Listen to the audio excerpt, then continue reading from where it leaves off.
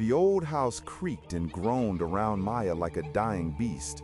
It was a place that seemed to exhale dust and whisper forgotten sorrows. She'd inherited it from a great aunt she'd never met, a woman shrouded in local lore and hushed rumors. Maya, a pragmatic urban planner, had initially scoffed at the tales of the house being unlucky or watched, but the sheer isolation of the place, nestled deep in the woods miles from any town, began to gnaw at her composure. The air here was different, heavy and still, even on the windiest days. A perpetual twilight seemed to cling to the dense canopy of ancient trees surrounding the property, their branches skeletal fingers clawing at the sky. Her first week was a study in unsettling normalcy. The plumbing was ancient but functional, the electricity flickered but held, and the furniture, though draped in white sheets like ghostly figures, was surprisingly intact. Yet, a persistent feeling of being observed never left her. It started subtly, a floorboard creaking upstairs when she knew she was alone, a faint scratching sound at the window pane that would cease the moment she turned to look, shadows that seemed to shift and lengthen unnaturally in her peripheral vision. She'd attributed it all to the age of the house, the settling of timbers, her overactive imagination fueled by the eerie quiet. Then came the dreams, vivid, disturbing visions that left her waking in a cold sweat, her heart hammering against her ribs. She dreamt of a figure lurking at the edge of the woods, its form indistinct, a smudge of darkness against the moonlit trees. It would stand there, unnervingly still, for what felt like hours, its unseen gaze fixed upon the house. Another dream featured a grotesque, elongated silhouette that slithered through the shadows of her bedroom, its rasping breath a phantom sound that echoed in her waking hours. The strange occurrences escalated. Doors she'd distinctly closed would be found ajar. Objects would be moved from their places, her favorite mug appearing on the mantelpiece, a book she'd left on her nightstand inexplicably appearing on the kitchen counter. She started to feel a tangible chill in certain rooms, a cold that had nothing to do with the drafts. It was a chilling, bone-deep cold that made her skin prickle and her breath catch in her throat. One evening, while reading in the dimly lit living room, she heard it, a distinct, rhythmic tapping coming from beneath the floorboards. It wasn't the scurrying of mice. It was slow, deliberate, and carried an unsettling cadence, like knuckles rapping patiently against wood. She froze, her blood turning to ice. The tapping continued for what felt like an eternity, before abruptly stopping, leaving an even more profound silence in its wake. Her skepticism began to erode, replaced by a gnawing fear. She found herself jumping at every creak, every rustle of leaves outside. She started to research the history of the house and the surrounding area, poring over local archives and old newspapers in the dusty town library. It was there, amidst forgotten articles and faded photographs, that she stumbled upon mentions of local folklore, tales of entities that predated even the oldest settlements, creatures whispered about in hushed tones by generations of fearful villagers. One particular legend caught her eye. It spoke of the Whispering Woods, a vast expanse of forest bordering the property, said to be a nexus for ancient malevolent forces.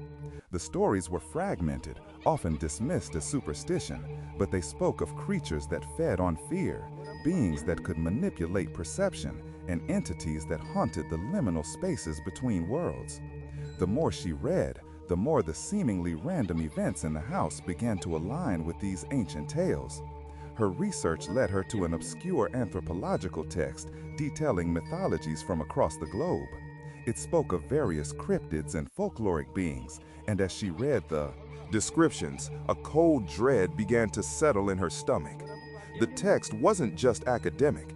It felt like a catalog of the horror she had been experiencing. The first creature that sent a shiver down her spine was described as the chupacabra, often depicted as a reptilian beast with glowing red eyes, known for its thirst for blood.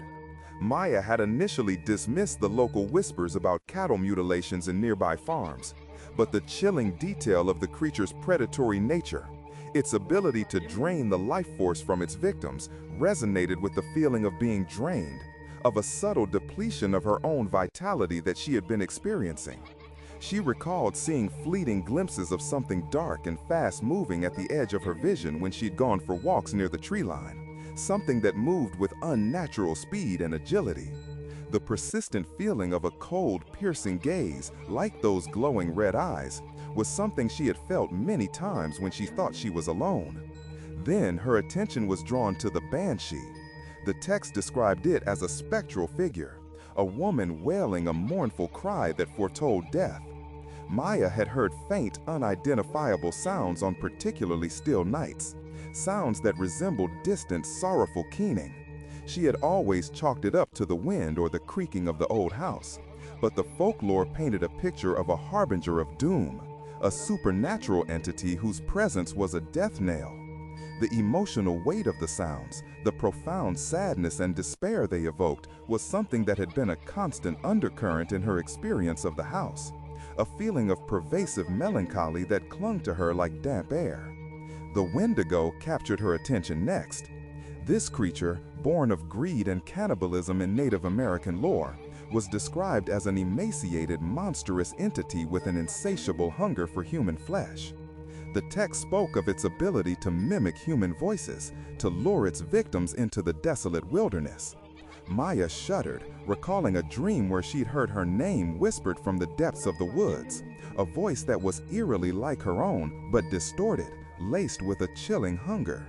The feeling of gnawing emptiness, a hunger that wasn't physical, but an existential craving, had been a recurring sensation in the house, as if something was trying to consume her very essence. The legend of its gaunt skeletal frame and unnatural speed in its pursuit of prey sent another wave of unease through her. The description of the Strix, a nocturnal bird of prey in Roman mythology that was said to prey on human infants and drink their blood, added another layer of terror. While the house didn't have infants, Maya couldn't shake the feeling of vulnerability, of a predatory force that was observing her with an ancient, insatiable appetite.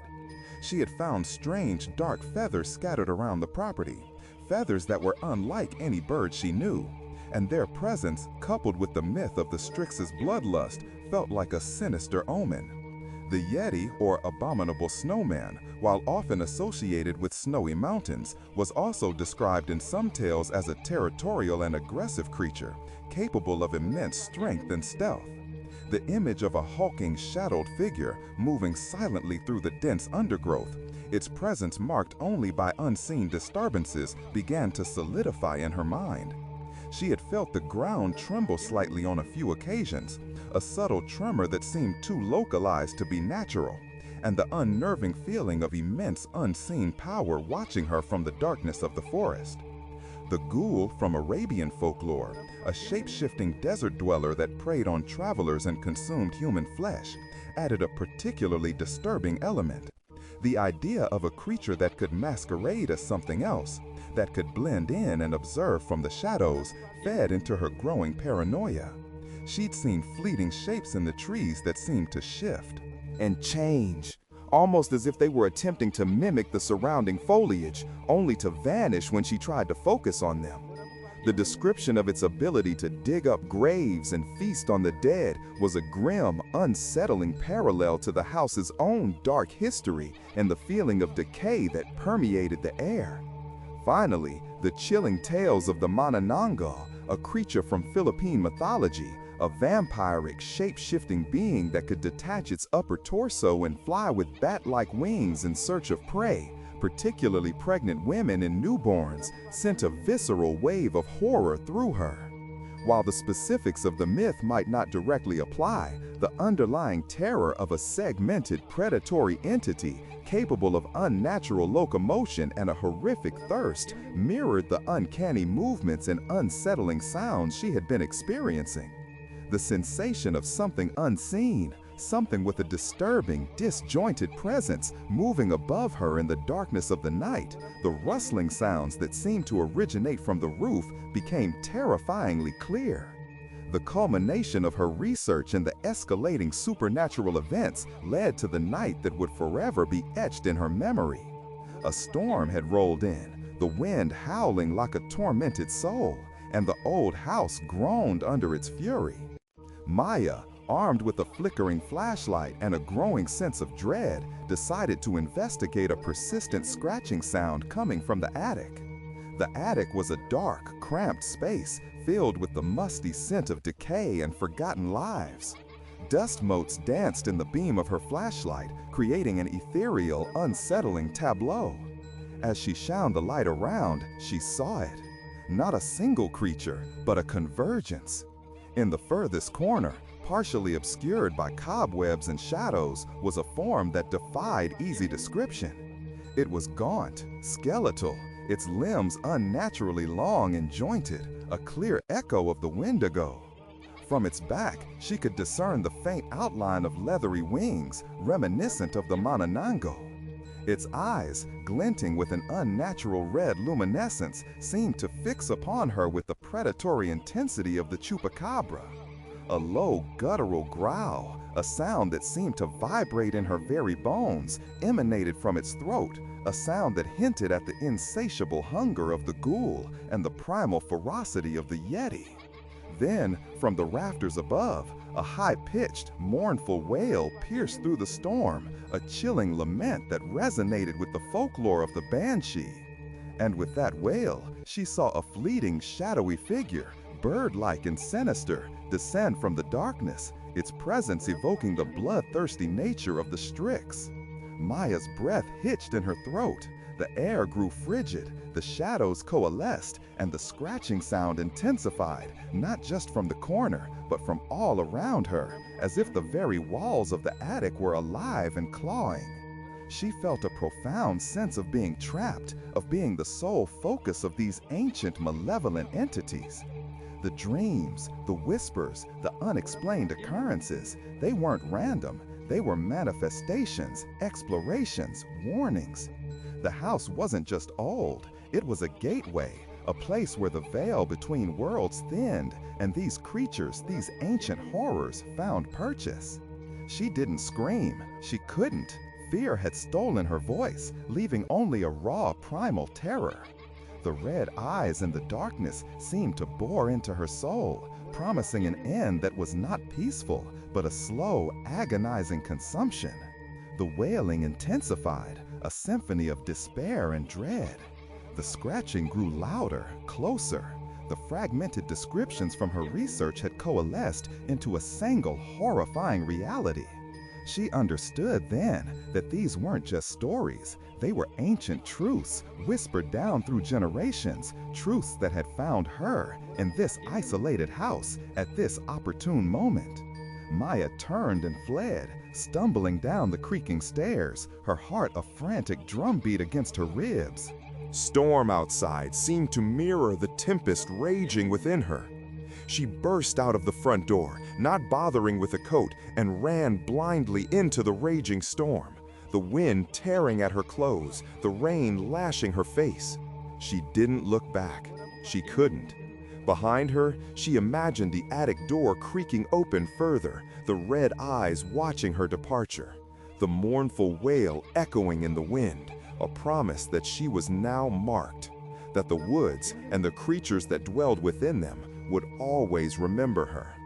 The darkness that had once been merely unsettling now held an unimaginable terror, a terror born not of imagination, but of the chilling certainty that some myths are more real and far more dangerous than anyone could ever believe. The road ahead was dark and uncertain, but the path behind her was irrevocably haunted, forever etched with the knowledge of the 7 spectral inhabitants who might still be lurking just beyond the edges of the visible world, waiting.